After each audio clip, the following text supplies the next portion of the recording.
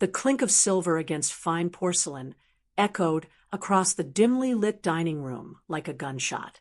I placed my fork neatly across the plate of untouched filet mignon.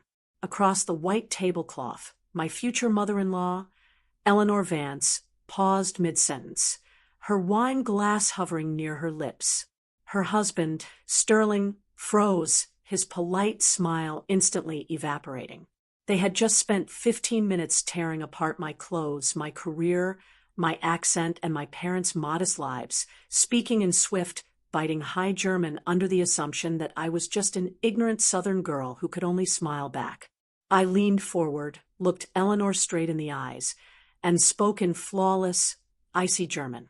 I have understood every single word you have said since the appetizers arrived.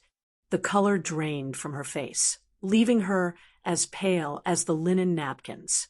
Before the silence could swallow the room, let us go back 3 months earlier to a time when I still believed that love, patience, and silent sacrifice were enough to build a family. At 30 years old, my life in Charleston, South Carolina, felt beautifully grounded. I ran a boutique event design and floral studio housed in a historic brick building downtown. The air in my shop always smelled of sweet jasmine, freshly cut eucalyptus, and damp earth. Every morning, sunlight filtered through the floor-to-ceiling windows, illuminating glass vases filled with hydrangeas, roses, and trailing ivy. I was not chasing fame or wild fortunes. I loved taking raw, forgotten spaces and turning them into places of warmth and celebration. My parents used to joke that I inherited this outlook from them. My father, Arthur Hayes, had spent 40 years working as a master woodworker, shaping fallen timber into furniture that lasted generations. His hands were calloused, his knuckles thick, and his clothes often carried the clean, dry scent of sawdust and beeswax. My mother, Evelyn, had worked for 3 decades as an elementary school librarian. Her voice was naturally soft, attuned to whispers between bookshelves, and her aprons always smelled faintly of cinnamon and old paper. We never had luxury cars or designer labels, but our small home was filled with light, laughter, and an abundance of respect. Dinner at our round oak table was an unspoken sanctuary where everyone listened and no one shouted. That deep sense of patience carried me through my young adulthood. During graduate school, I won a competitive scholarship that took me to Munich, Germany, for 2 full years to study European floral art and historic event styling. While most exchange students stayed within English-speaking bubbles, I fell in love with the German language. I spent cold winter evenings in quiet cafes, memorizing complex grammar rules until the sentences flowed naturally. By the end of my stay, local bakers no longer mistook me for a foreigner, and I found myself dreaming in German. When I returned to Charleston, that skill quietly settled into the background of my life, a private treasure I rarely had reason to display. Then I met Ethan Vance. Ethan was a 33-year-old orthopedic surgeon at the local hospital. Technically, his family name had once been Von Vance when he lived in Frankfurt, but he dropped the noble prefix when he moved to America at 17 to live with his aunt. Ethan was unlike anyone I had ever dated. He was striking, intelligent, and possessed a rare, quiet attentiveness. When I spoke, he did not just wait for his turn to talk. He looked directly into my eyes and listened. Within 6 months, he met my parents. Dad invited him into his woodshop to look at an old oak dining table, and Mom served him warm peach cobbler. Within an hour, Ethan fitted into our lives as if he had always belonged there. Over the next 3 years, I quietly slipped into the role of the supportive partner. As Ethan's surgical career grew more demanding, I willingly folded my own ambitions into the background. I organized his schedule, prepared late-night meals after his 12-hour shifts, and kept our home immaculate. I became the invisible pillar holding up his rising success. When he brought home complex medical journals published by German research institutes, I translated key passages for him while he slept, leaving neat notes on his desk alongside a steaming mug of coffee. I never demanded credit. I believed that true love meant giving without keeping score. 2 months before our scheduled autumn wedding, Ethan came home with a wide grin, holding his phone. His parents, Sterling and Eleanor Vance, had finally booked their flights from Frankfurt to visit us for 3 weeks. They had never met me in person. My heart fluttered with nervous excitement. I wanted so badly to be accepted by them. That evening, I stood in front of the bedroom mirror, wearing a simple navy dress. I fastened a delicate strand of freshwater pearls around my neck, a gift my father had saved up for months to buy my mother on their 25th anniversary, which she had recently passed down to me. The cool pearls felt heavy against my collarbone. I looked at my reflection, smoothed the fabric over my hips, and took a slow, steady breath. I had already drafted a thoughtful welcome speech in fluent German, which I planned to deliver as a surprise at our family rehearsal dinner later that month. It was meant to be my tribute to Ethan's heritage, a bridge built out of effort and respect. I turned off the light, walked out to meet Ethan in the hallway, and held his hand tightly. I had no idea that the very language I had mastered out of love would soon become the lens through which I saw the bitter truth of who my future in-laws really were. The glass doors of the Charleston Harbor resort slid open. A humid breeze carried the salty scent of low-tide marshland into the lobby. Standing by the marble concierge desk were Sterling and Eleanor Vance. Eleanor was breathtakingly polished. Her silver blonde hair was pinned into a flawless French twist. Her navy silk blazer fit her framed silhouette without a single wrinkle after an 11-hour transatlantic flight. Sterling stood tall beside her, carrying the broad-shouldered posture of an executive accustomed to boardroom tables. "Ethan, my darling boy," Eleanor exclaimed in crisp English. She stepped forward and kissed both of his cheeks. "Mother, father, welcome to Charleston," Ethan said, hugging her before shaking his father's hand. Eleanor turned her gaze to me. Her eyes were cool, pale blue, scanning me from my simple leather sandals up to my mother's pearl necklace. A practiced smile spread across her lips. "And you must be Clara. It is so lovely to finally meet you, my dear." "It is an absolute pleasure to meet you both," I replied warmly, stepping forward to gently hug her. She permitted the contact for a fraction of a second before stepping back. "We have heard so much," Sterling said with a polite nod. "Only good things, I hope." "We shall see," Sterling added, letting out a dry chuckle. We drove them to the historic district for dinner. At the table, the conversation remained comfortably in English. They asked polite questions about my event design business, Ethan's hospital hours, and our wedding venue. Everything seemed pleasant. The ambient noise of clinking wine glasses and soft jazz filled the dining room.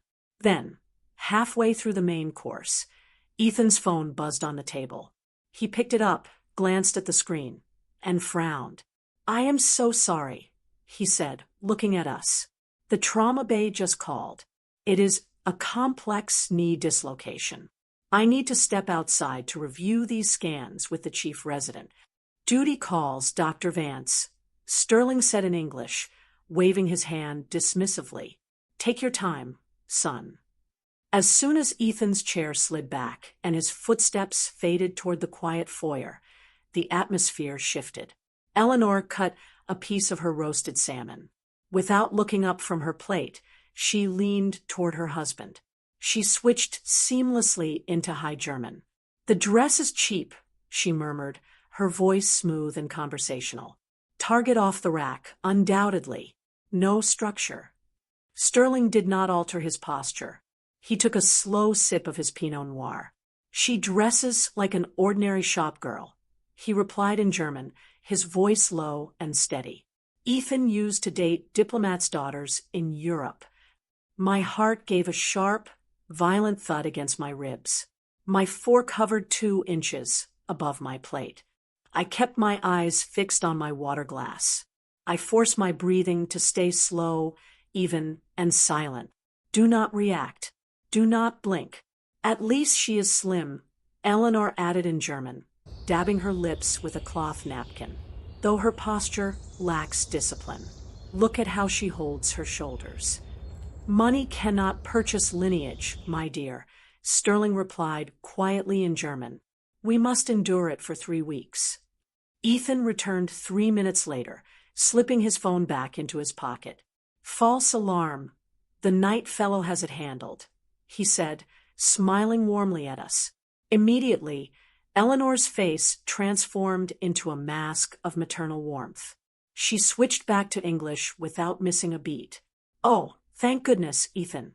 We were just telling Clara how charming this downtown historic district is.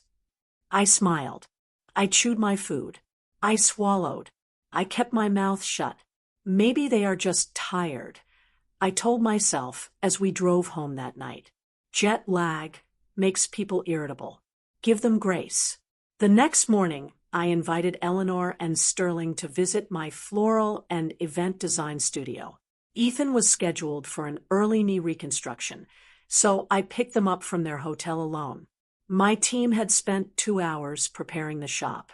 The air smelled of fresh espresso, warm cinnamon pastries from the local bakery, and sweet garden roses. Sunlight streamed across the exposed brick walls.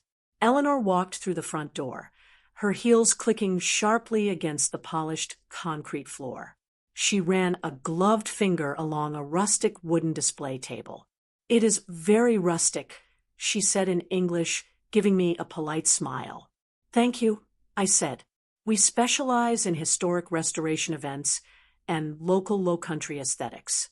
Exposed brick is quite popular in the provinces, Sterling noted in English, looking at framed photographs of my past design projects on the wall. A moment later, my assistant, Mia, called me over to the back counter to check a delivery shipment of white ranunculus. I stepped 10 feet away, keeping my back turned toward them, while inspecting the flower stems. Behind me, Eleanor leaned closer to Sterling. The whispers started again in German. She is just a florist, Eleanor murmured in German, her voice dripping with quiet disdain. A glorified shop clerk playing with petals. She manages a small crew, Sterling replied in German. It brings in a modest income, I suppose. But look at these photos. No grandeur. No European symmetry. Just wild, messy American arrangements. It lacks sophistication, Eleanor whispered back in German. She thinks running a storefront makes her an accomplished woman. Ethan pays for that luxury apartment downtown. I am certain of it. My fingers tightened around the stem of a white rose until a thorn pressed sharp and hard against my thumb. Pain radiated through my skin. I did not flinch. I carefully dropped the flower back into the glass vase. Over the next 10 days, the pattern repeated itself with terrifying precision. Whenever English was spoken, Eleanor was warm, affectionate, and charming. She praised the Charleston heat, asked about our wedding invitations, and smiled for photos. But the second Ethan stepped away to answer a medical page, consult a colleague, or fetch a fresh bottle of wine, the mask slipped off. Their German was precise, aristocratic, and merciless. They criticized the way I laughed. They criticized my hand gestures. They criticized my southern accent, calling it sluggish and uneducated. They calculated my worth down to the dollar and found me utterly bankrupt. I sat through every single moment of it. I did not cry. I did not vent to Ethan. I did not yell. With every quiet insult that passed over my head, I felt an old part of myself, the naive, desperate-to-please girl, slowly wither away. In her place, a cold, sharp clarity began to form. I was no longer listening, out of hurt. I was gathering evidence. I was evaluating the people who were trying to evaluate me. And I was waiting for the right moment to show them exactly who they were dealing with. The smell of roasted garlic, butter, and simmering seafood filled my parents' kitchen.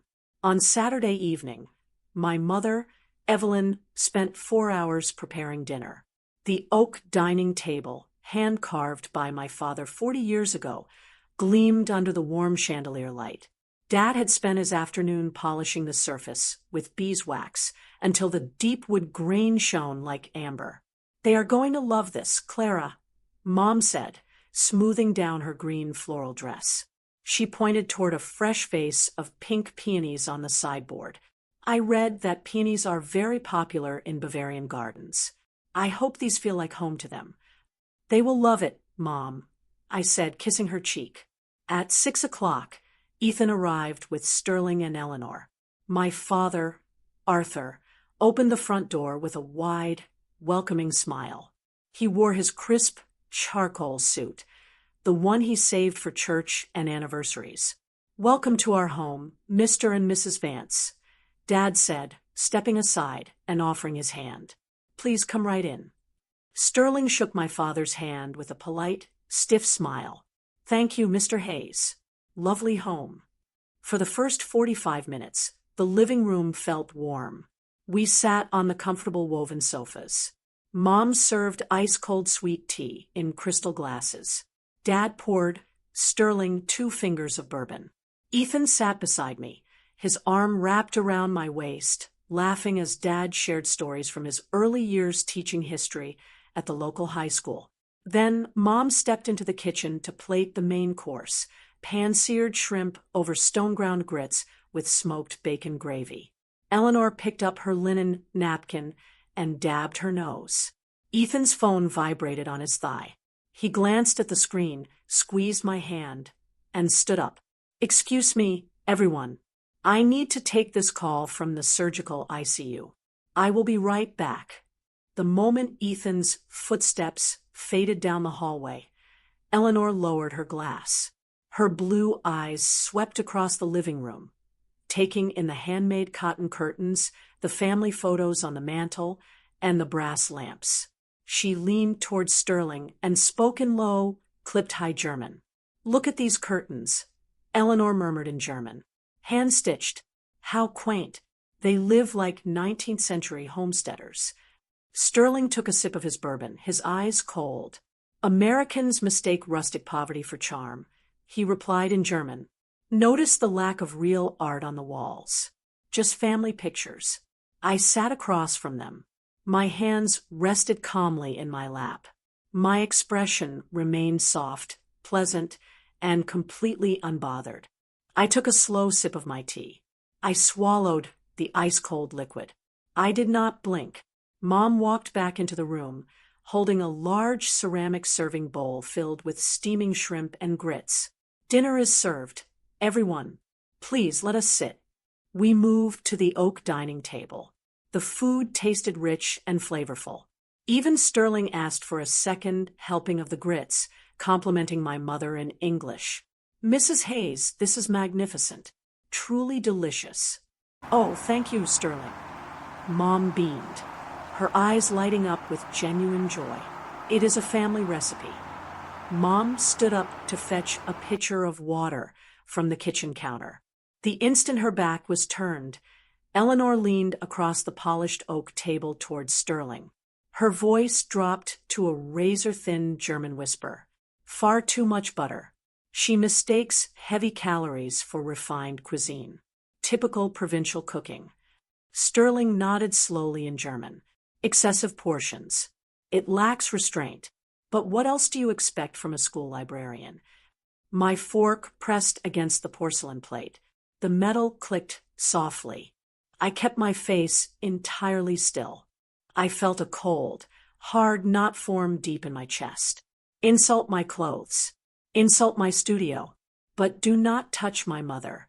After dinner, Dad proudly led Sterling toward the corner of the dining room. He pointed to a tall, antique grandfather clock made of dark walnut. The brass pendulum swung back and forth with a slow, steady tick-tock, tick-tock. My father built the wooden casing for this clock back in 1948, Dad said in English, his voice filled with quiet pride. It survived 2 hurricanes. It still keeps perfect time. Sterling leaned in, examining the clock face with an air of polite interest. Remarkable craftsmanship, Arthur, he said in English. Ethan stepped out onto the back porch to check on the night air, leaving me standing 3 feet behind my father and Sterling. Sterling shifted his gaze to Eleanor and whispered in swift, cutting German. An inexpensive, clumsy reproduction. The gears are cheap brass. He actually thinks this timber junk holds real value. Eleanor let out a tiny, breathless laugh in German. They measure their history in decades because they have no centuries to boast of. It is almost pathetic. My hands tightened into fists behind my back. My nails dug into my palms. That clock was not about monetary value. It was built by my grandfather's calloused hands after returning home from a war. It was the heart of our family home. These people did not see history. They did not see love. They saw only price tags and social status. Dad smiled warmly at Sterling, entirely unaware of the venom that had just been spoken 2 feet away from him. We love it, Dad said simply in English. It is charming, Sterling replied in English, turning back with a flawless smile. Later that evening, Mom brought out a photo album. Ethan sat beside her, smiling as he looked at pictures of my childhood. My first bicycles, school plays, and family camping trips in the Blue Ridge Mountains. Dad was out in the backyard garden, showing Ethan the heirloom tomato plants under the porch lights. For a brief moment, Eleanor, Sterling, and I were the only ones left in the living room. Eleanor looked out the window at my father, who was laughing with Ethan near the garden shed. She shook her head and spoke to Sterling in German. Look at him. A high school teacher showing off tomato plants. People like this do not belong in our circle. Sterling adjusted his cufflinks, responding in cold, measured German. Lucas deserves in-laws of culture and standing. Not provincial Americans pretending to have class. A family like theirs will always embarrass ours. Something inside me shifted permanently. The anger did not explode. It did not turn into hot tears or loud shouting. Instead, it froze into absolute, crystal-clear calm. The last trace of my desire to please these people dissolved into ash. I looked at my mother's gentle face as she turned a page of the photo album. I looked at my father's honest, hard-working hands outside. I did not say a word. I did not break the silence. Not because Sterling and Eleanor deserved my quietness, but because my parents deserved peace in their own home. This was their sanctuary, built on 40 years of honest labor and unconditional love. I was not going to let 2 arrogant snobs poison this room tonight. I smiled at my mother, reached over, and gently touched her hand. My time to speak was coming. And when it came, it would not be a defensive cry. It would be a final, decisive reckoning. The sun sank slowly behind the Charleston harbor, casting long golden light across the water. White sailboats glided past the floor-to-ceiling glass windows of the waterfront restaurant. The dining room smelled of seared steak, roasted rosemary, and expensive white wine. Crystal chandeliers hung from the high ceiling, tossing tiny sparks of light across immaculate white tablecloths. A violin quartet played soft jazz in the far corner. My parents arrived early. My mother, Evelyn, wore a new emerald green dress she had purchased special for tonight. She had smoothed down her collar 3 times in the lobby, her eyes bright with innocent excitement. My father, Arthur, looked handsome in his charcoal suit, wearing the navy silk tie Mom had bought him for their 30th wedding anniversary.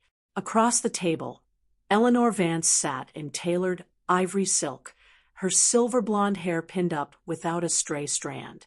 Sterling sat beside her, broad-shouldered and immaculate in his dark, tailored blazer. Ethan led me to my seat. I wore a tailored, midnight blue dress that fitted perfectly. My father's pearl necklace rested cool against my collarbone.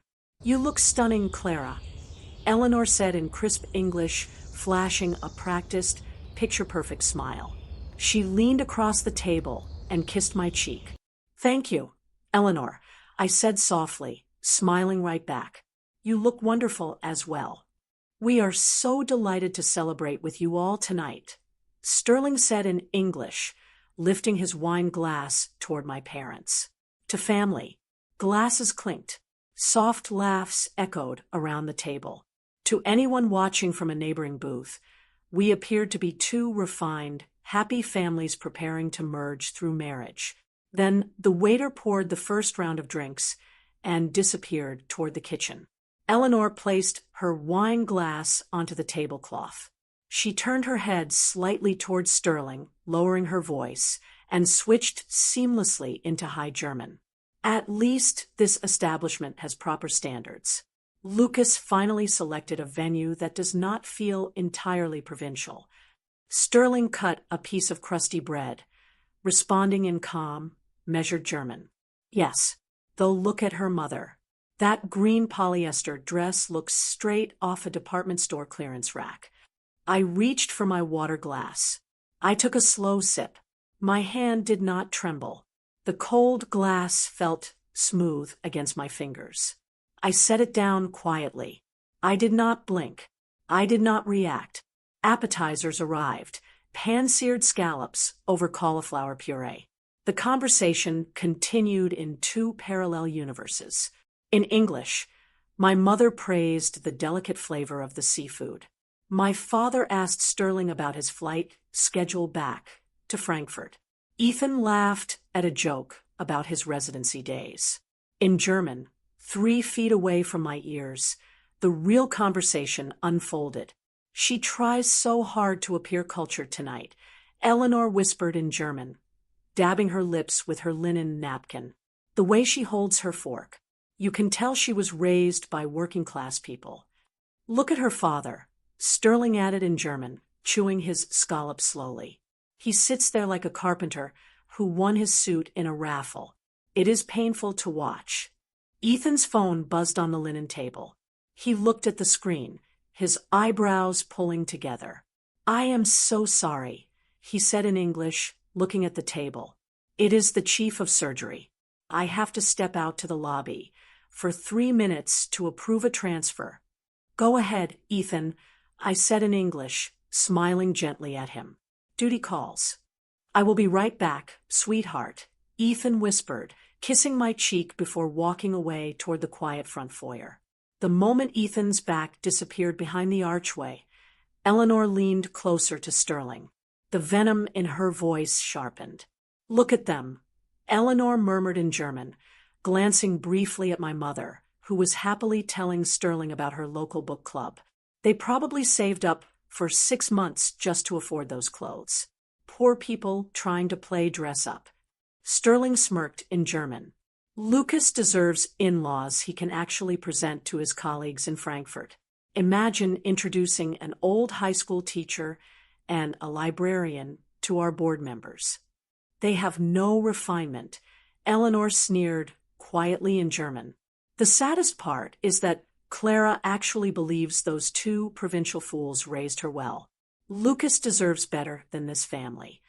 Something inside me turned to solid ice. The main courses arrived. A waiter carefully placed my plate of filet mignon in front of me. The rich scent of truffle butter and seared meat rose into the air. My parents were smiling, completely unaware that the elegant woman sitting across from them had just dismantled their life's work in a language they did not understand. I picked up my silver fork. I held it for 3 seconds. Then I placed the fork neatly across my porcelain plate. The faint, sharp clink of silver against porcelain echoed loudly across the table. The conversation stopped instantly. My mother paused mid-sentence. Sterling halted his glass halfway to his mouth. Eleanor blinked, looking up at me in surprise. I folded my cloth napkin carefully and placed it beside my plate. I raised my eyes, locking them directly onto Eleanor's pale blue gaze. I did not raise my voice. I did not shout. I spoke in calm, flawless, icy high German. I have understood every single word you have said since the appetizers arrived. Silence slammed into the table like a physical wall. The ambient noise of the restaurant seemed to vanish entirely. The server, who was approaching with a tray of fresh water, froze 3 feet away, his mouth slightly open before awkwardly backing away into the shadows. Eleanor's face drained of all color within 2 seconds. Her lips parted, but no sound came out. Sterling stopped breathing. His jaw tightened so hard a muscle twitched along his cheekbone. "What?" Eleanor whispered in German, her voice trembling violently. "What did you?" I did not break eye contact. I answered her in the exact same cold, aristocratic German she had used for 2 weeks. I said, "I have understood every single conversation you have had since you landed in Charleston." I turned my gaze to Sterling. "You said my father sits here like a carpenter who won his suit in a raffle." Sterling's eyes widened in sheer horror. I turned back to Eleanor. "You said my mother's dress looks like it came from a clearance rack. You said they are provincial fools who lack refinement. You mocked our neighbors, our food, our home, my career, my accent, and my education." Eleanor opened her mouth, her fingers clutching her pearl necklace so tightly her knuckles turned white. "Clara, you speak German?" "I studied architectural history and floral design in Munich for 2 years. I replied in calm, razor-sharp German. "I dream in German. I kept quiet for 14 days because I wanted to believe first impressions could be wrong. I wanted to give you grace, but you crossed the only line that mattered." My father looked entirely confused, his brows furrowed. "Clara, honey, what is going on? What are you saying to them?" My mother reached under the tablecloth, her hand trembling slightly as she touched my knee. "Clara, sweetheart." I took a slow, steady breath, broke eye contact with Eleanor, and turned to my parents, switching back to soft, clear English. "Mom, Dad, for 2 weeks, every time Ethan stepped away, these people used their native language to insult your jobs, our home, your clothes, and your dignity." My mother's warm smile instantly vanished. She looked across the table at Eleanor, her eyes filling with quiet, wounded shock. My father did not yell. He simply sat up straighter, his chest expanding, his face turning hard and completely still. At that exact moment, heavy footsteps approached the table. Ethan walked back into the dining room, sliding his phone into his jacket pocket. "Sorry about that, everyone. The chief needed." Ethan stopped mid-sentence. He looked at his mother, whose face was as white as her silk blouse. He looked at his father, who was staring down at his untouched plate in absolute humiliation. He looked at my parents, sitting in stony silence, and then at me. "What happened?" Ethan asked, his voice dropping an octave. "Clara, what is wrong?" I looked at Ethan. "I just told your parents that I speak fluent German." Ethan did not look surprised. He did not blink. He slowly pulled out his chair, sat down, and folded his hands on the table. He turned his eyes toward his mother. When Ethan spoke, he did not use English. He spoke in deep, commanding, flawless German.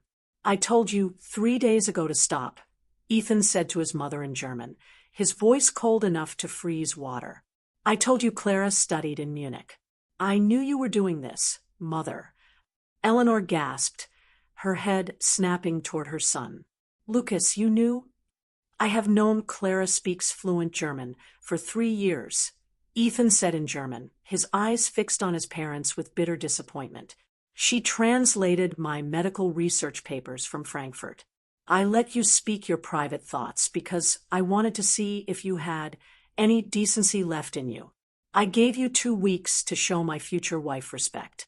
And you failed every single day. Sterling swallowed hard, his voice barely a whisper in German. Lucas, we only wanted what was best for you. Stop calling me Lucas, Ethan interrupted in German, his voice cutting through the air like a blade. My name is Ethan, and the woman sitting next to me is my family. Her parents welcomed me into their home when I had no one in this country. They gave me warmth. You brought nothing but arrogance. Ethan turned back to English, looking at my parents with tears glistening in his eyes. Mr. and Mrs. Hayes, I am so deeply sorry.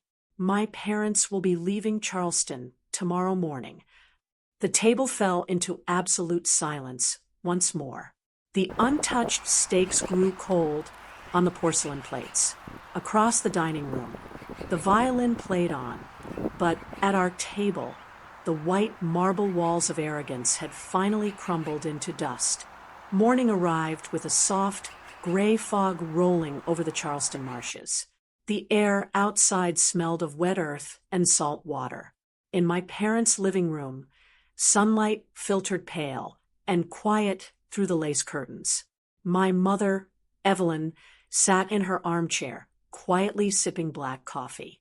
My father, Arthur, stood near the window, his large hands resting on the wooden sill. Ethan and I sat together on the sofa, holding hands in complete silence.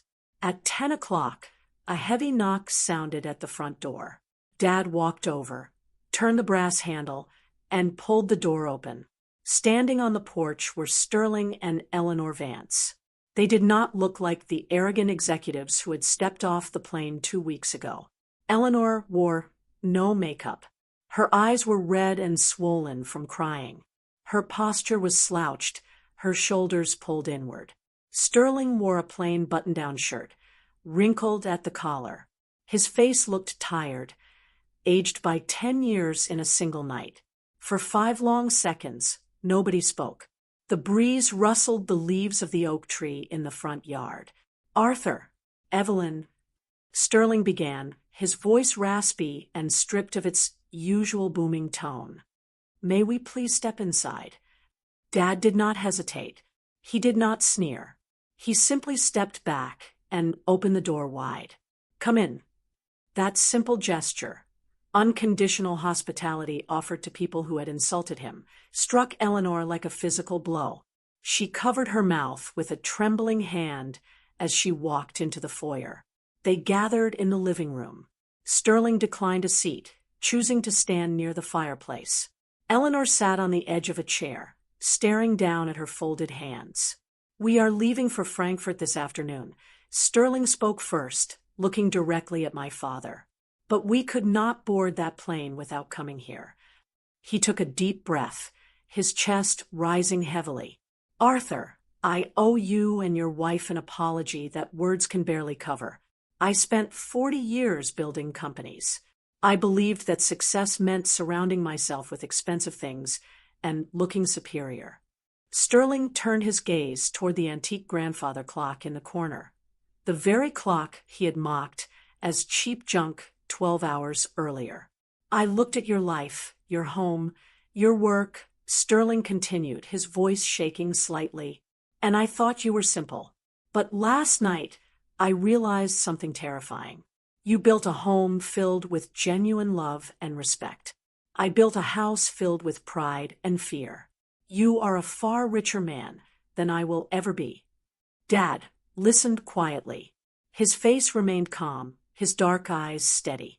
It was never a competition, Sterling. I know, Sterling whispered, looking down at the rug. I see that now. Eleanor raised her head. Tears spilled over her lower eyelids, tracing wet paths down her pale cheeks. She looked at my mother. Evelyn, Eleanor said, her voice breaking. When you served us dinner in your home, you gave us your best. You made flowers for me because you read they grew in Germany, and I sat at your table and spat on your kindness in another language. I am so ashamed. I am so deeply ashamed. My mother set her coffee cup down on the side table. The ceramic clinked softly against the wood. She looked at Eleanor, her eyes filled with gentle sadness rather than anger. Eleanor, Mom said softly, I appreciate your apology, but I have to ask you an honest question. Are you sorry because you hurt us, or are you sorry because Clara caught you? The question hung in the air, heavy and sharp. Eleanor swallowed hard. She did not try to make excuses. She did not lie. At first, in that restaurant, I was only horrified because I was caught. My pride was shattered. She wiped a tear from her cheek with a trembling finger. But then we went back to our hotel room. Sterling and I sat in the dark for 6 hours. We talked about how Arthur opened his door to us this morning. After everything we said, you still let us into your home. Eleanor looked at my father, then back at my mother. I have spent my whole life around people who use kindness as a transaction. I have never seen grace like yours. That is what broke my heart last night, not the embarrassment, the realization of how small I have been. Dad stepped forward. He walked over to the antique clock, ran his thumb over the dark walnut wood, and looked at Sterling. My father built this clock out of timber salvaged from a barn that collapsed in a storm. It was not made to be expensive. It was made to remind us that broken things can be turned into something useful if you put patience into them. Dad looked Sterling straight in the eye. People can rebuild too, Sterling. If they want to. Sterling swallowed hard, nodding slowly. Thank you, Arthur. Ethan stood up from the sofa. He walked over to his parents, looking at them both with a quiet, steady gaze. The anger in his eyes had cleared, replaced by a firm, unwavering boundary. I love you both, Ethan said calmly. But my life is here. My family is here. If you want to be a part of our future, you will leave your arrogance in Frankfurt. We understand, son, Sterling said quietly. We understand. Before they turned to walk out the front door, Eleanor stopped in front of me. She reached out her hand, hesitate for a second, and then gently touched my arm. Clara, Eleanor said in soft German, you possess a strength I never understood. Please forgive a foolish woman. I looked into her eyes. The cold wall between us was gone. In its place stood two human beings, one who had learned a bitter lesson, and one who no longer needed to carry the weight of other people's judgment. Safe travels back to Munich, Eleanor, I replied in calm, clear German. We will talk soon. As their rental car pulled away down the tree-lined street, I stood on the porch with Ethan, holding his hand tightly. The morning fog was beginning to lift, letting bright patches of sunlight break through the clouds. 3 months after that quiet morning on my parents' porch, the autumn sun washed over the Charleston coast in a warm, golden light. A gentle breeze blew in from the harbor, rustling the Spanish moss hanging from the ancient live oak trees. The scent of sweet jasmine, crushed pine needles, and salty ocean water filled the air. I stood in front of the full-length mirror inside the bridal suite of the historic waterfront chapel. I wore a tailored ivory lace gown with a simple, elegant silhouette. Around my neck rested my mother's freshwater pearl necklace, shining softly against my skin. But the person looking back at me in the mirror was no longer the invisible wife who hid in the shadows, hoping to be accepted. My posture was upright, my shoulders relaxed, my chin held high. Over those 3 months, I had made deliberate, powerful choices to reclaim my life. I stopped waiting for validation from anyone else. I registered my own independent design firm, Clara Hayes Events, taking full control of my financial future and creative vision. I expanded my team, secured contracts for 3 high-profile historic estate weddings, and invested in my own professional growth.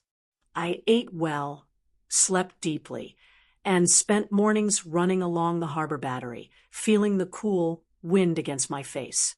I took full responsibility for my own happiness. I was no longer a victim waiting for permission to exist. A soft knock came at the door. Ethan walked in, dressed in a sharp black tuxedo. His eyes softened the moment he saw me. He walked over, wrapped his arms around my waist, and kissed my forehead. "You are breathtaking, Clara," Ethan whispered in English. "So are you, Dr. Vance?" I smiled, looking up at him. "Ready?" he asked. "More than ready."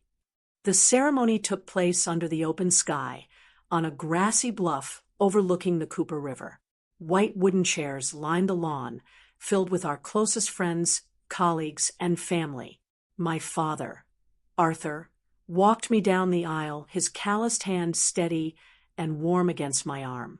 Beside the altar stood Ethan, smiling with tears in his eyes. In the front row sat my mother, Evelyn, looking elegant in her green dress. Directly across the aisle sat Sterling and Eleanor Vance. During the 3 months leading up to the wedding, everything had changed between our families. There were no more passive-aggressive comments, no hidden whispers, no arrogance. Every Sunday afternoon, Eleanor and Sterling initiated a video call from Frankfurt. Eleanor traded sourdough bread recipes with my mother. Sterling spent an hour discussing historic timber joinery with my father.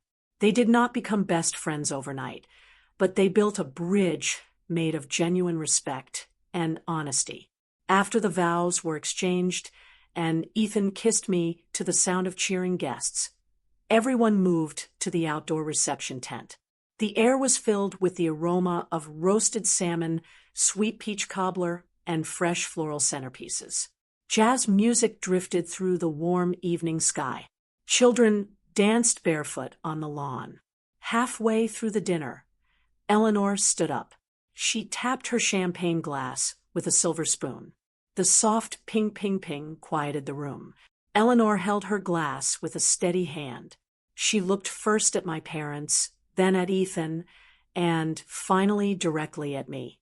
"When I first traveled to America 3 months ago," Eleanor began, her voice clear and resonance filling the quiet tent in English, "I believed that refinement came from titles, wealth, and aristocratic bloodlines." She paused, taking a slow breath.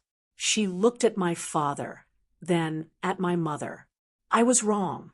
I met 2 people in Charleston who welcomed strangers into their home with open arms, even when those strangers gave them every reason to shut the door.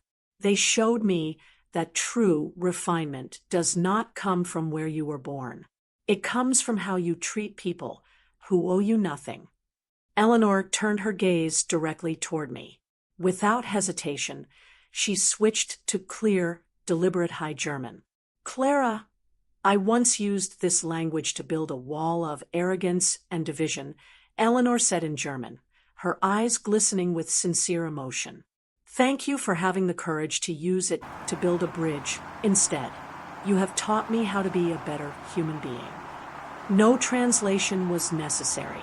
The sincerity in her voice crossed every language barrier in the room. The guests applauded softly, and my mother smiled warmly across the aisle, raising her glass in return. As the sun began to dip below the horizon, painting the sky in vibrant shades of amber, violet, and soft gold, I stepped away from the tent and walked toward the edge of the wooden pier. The calm water reflected the glowing sky like a giant mirror. Ethan walked up behind me, wrapping a warm jacket over my shoulders, sliding his arms around my waist. I leaned my head back against his chest. I looked out at the vast ocean, feeling the cool evening air on my skin, smelling the salt and the marsh grass. There was no bitterness left in my heart, no lingering resentment toward the past, no desire for revenge. I stood there in the golden hour, free, independent, proud, and deeply loved. I had built my own bridge, reclaimed my own voice, and stepped fully into the light of my own life. All shadows must fade before the truth, and every pain is simply the start of a beautiful rebirth. Always remember, the right to write a new chapter of your life is forever in your hands. Please like, share, and subscribe if this story resonated with you. Hope to see you on the next page.